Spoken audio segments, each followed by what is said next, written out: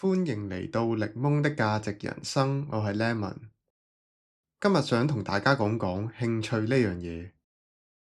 話說以前中學嗰陣，我真係好鍾意踢波嘅，又踢校隊，又踢街場，一個星期都可能踢5日波。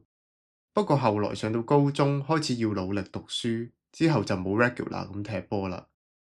可能都係每2年度就有一次同朋友啊或者同事踢波咁。但直到半年前呢，我就開始踢返波啦。實際上點解我會開始踢返波呢？我就唔喺度講啦，個故事太長。不過我 IG 有提過嘅，有興趣可以去睇下。想講呢，我踢波真係好開心噶。就算返工好多嘢煩，夜晚踢一踢波，心情就會好返啲。如果嗰日俾我咁好彩入到1-2球，或者就算只係有一下好靚咁盤球扭過咗對手，哇！我都隨時可以開心2-3日啊！踢咗一排，我啲手腳終於開始靈活返。記得有一套連貫嘅插花動作，係我中學嗰陣成日都做嘅。幾個星期前呢，我終於可以好流暢咁做到出嚟。當然啦，係講緊自己喺度熱身亂咁踢嗰陣啦，唔係鬥緊波嗰陣。做到出嚟嗰下，真係覺得身心舒暢，係呢個 feel 啦。個感覺好似返去15歲嗰陣咁。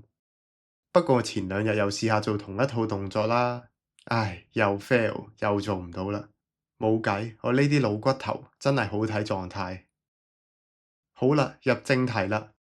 唔知大家有冇諗過，你平時做緊嘅興趣到底適唔適合你呢？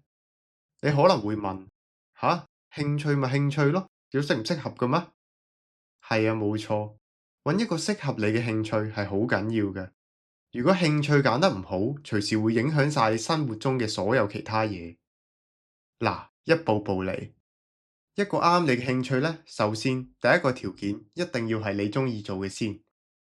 由細到大，我哋一定會試過做過好多唔同嘅嘢，游水、跑步、彈琴、打機、煲劇、打麻雀。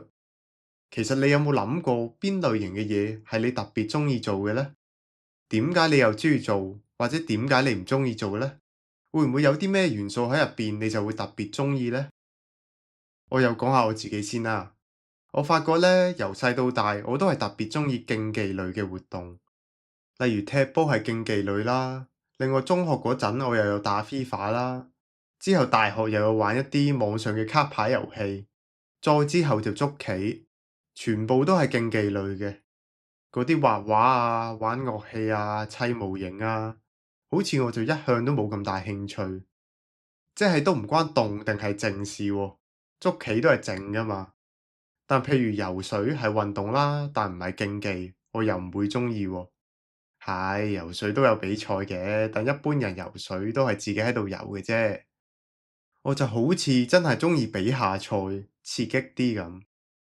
就算我依家有時都會去跑步，但其實我自己都知道，我根本就唔鍾意跑步。我跑步只係為咗可以維持住我嘅體能，等我可以踢波嗰陣踢得好啲，都只係供養緊我踢波呢個興趣。你知啦，有時得半個鐘到9個字時間，又唔夠去踢波，或者想去踢波，但出邊又落雨，咁唯有去 gym room 度跑下跑步機咯。大家都可以諗下自己由細到大中意做嘅嘢，究竟有咩共通點？多啲同自己傾偈，等你可以了解多啲自己中意做啲乜，點解中意做呢樣嘢，係唔係因為呢個原因呢？哦，唔係，原來呢個都係次要，主要係因為其他原因。咁你就可以按住呢個方向做多啲自己中意嘅嘢，又或者可以探索多啲自己有可能會中意做嘅嘢，做多啲自己中意嘅嘢，先會幫到自己叉電，補充能量啊嘛。咁除咗睇自己中唔中意，仲要符合咩條件先至會係適合自己呢？有一樣好重要嘅因素就係平衡。一個適合你嘅興趣係要同你嘅生活互相平衡到嘅。我之前都有提過，我以前有一段時間係有捉國際象棋嘅，但去到依家就冇再捉啦。因為我了解到，我平時返工或者炒股已經要做好多計算，用好多邏輯思維。如果空閒嘅時間都要咁專心諗嘢，對個腦嘅負荷會好大。如果工作同興趣都係同一類型嘅嘢，有可能會造成失衡，因為兩邊其實都 demand 緊同樣類型嘅能量，但一個人喺特定類型嘅 energy 其實係有限嘅，你一邊用多咗，另一邊就唔夠用㗎啦。就我嘅情況而言呢，其實我空閒嘅時候係應該俾個腦休息下，放鬆下。取得太盡會影響返工同 trading 嘅表現，咁就主次不分啦。俾個次要嘅嘢影響咗個主要嘅嘢。而踢波呢，除咗唔使用咁多邏輯思維之外，仲有一樣嘢我覺得好好嘅。做運動競技始終個節奏好快，好多時候都要喺電光火石之間做決定，究竟要即刻起腳射波定係 fake 一 fake 先呢？喺半秒之間就靠自己嘅靈感，用自己嘅直覺去做決定。有時最後個決定真係掂咗，個感覺真係好正。俾我用靈感、用直覺做決定，個感覺就係可以俾我任性一下咁。即係例如做 trade 嗰陣，冇得話用直覺噶嘛，一定要你個人好理性。你試下用直覺做 trade 啊，真係死得。俾你今次啱咗，你下次死得仲慘。咁就變咗有得用下唔同嘅方法做嘢，個人嘅感覺都會平衡啲。而究竟乜嘢嘅興趣先至平衡到生活？呢個問題嘅答案就會隨住你嘅年紀啊、環境、生活習慣、當時嘅心態啊、處於人生嘅唔同階段啊，而有所不同嘅。例如我當你好鍾意滑雪，但香港又冇得滑雪㗎嘛，變咗你一定要周圍飛先得。但可能你老婆又啱啱生完仔，仔細老婆亂，咁冇理由一日到黑都唔喺屋企㗎嘛。如果你夾硬要做你呢個興趣呢，其實就係平衡唔到生活啦。而另一個揀興趣嘅時候要注意嘅嘢就係可持續性啊。可持續性其實就有好多範疇嘅。例如，如果我依家80歲，我仲成日踢波嘅話，可能我啲骨頭都會碎晒啦。咁其實身體上就唔係好 sustainable 嘅。但我今日主要想講嘅係另一種可持續性，係心理上多啲嘅。又講個例子啊，譬如唔少人都好中意打機嘅，但有啲人呢就成日都打得好燥底，好似玩完個心情仲差過唔玩咁。講返以前，其實我細個嗰陣打 FIFA 都係咁嘅，依家個 game 就叫 FC 啦嚇。由我小學玩到大學，我諗都有8、9年。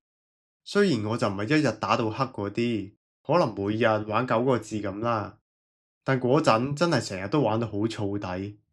黐孖筋嘅，射波射極都射中柱，射中柱好似仲容易過射入同射出界夾埋咁，唔 make sense 嘅喎。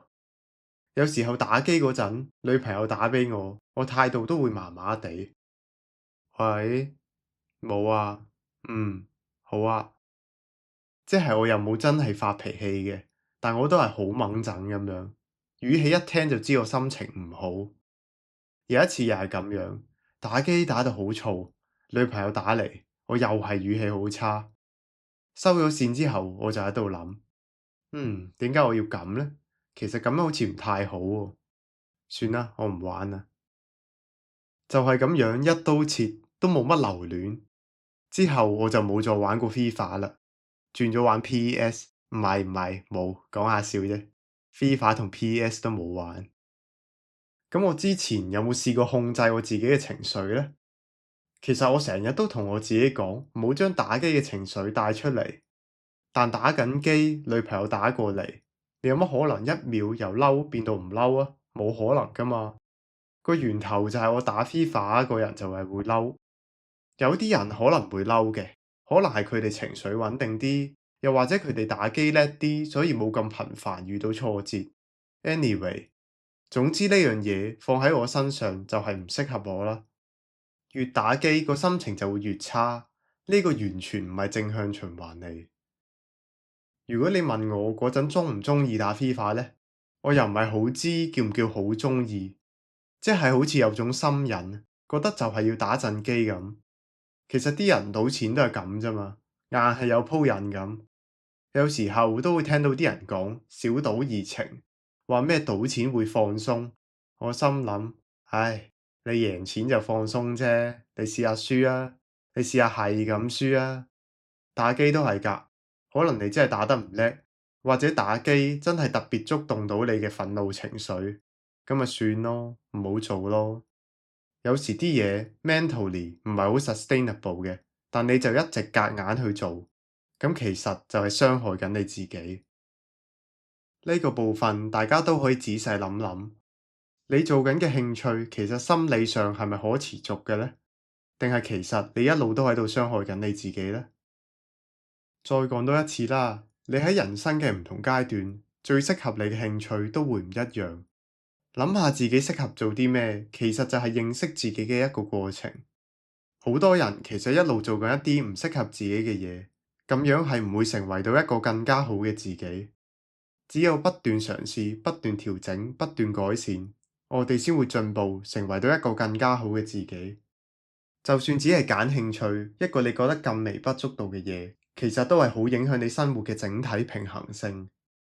所以以上講嘅幾個點，大家都可以參考下，睇下有冇用啊！如果大家鍾意呢啲內容嘅，麻煩 subscribe 呢個 channel、like、comment、share，同埋 follow 我嘅 IG。如果你都有一啲放棄唔適合自己嘅興趣嘅經驗，都歡迎留言話俾我知啊！呢度係檸檬的價值人生，我係 Lemon，我哋下次再傾啊！